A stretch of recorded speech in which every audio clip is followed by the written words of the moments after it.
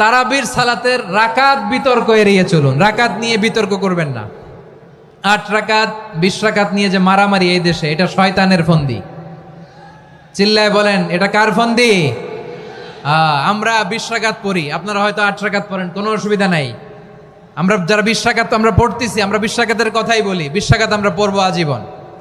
Saudi আরবে মক্কা মদিনায় 20 রাকাত পড়ে, কোনো অসুবিধা নাই। অন্যান্য মসজিদগুলোয় 8 রাকাত পড়ে, এই নিয়ে এদের মধ্যে মারামারি আছে?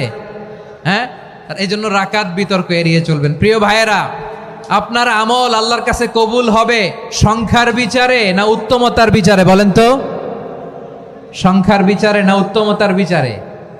উত্তমতার বিচারে। কত চমৎকার ভাবে আপনি আল্লাহর সামনে দাঁড়াতে পারছেন এটা বিবেচ্য। রুকু সেজদাগুলো সুন্দরভাবে করবেন, রুকু থেকে সোজা হয়ে দাঁড়ানো ওয়াজিব, 2 সেজদার মাঝখানে সোজা হয়ে বসা ওয়াজিব।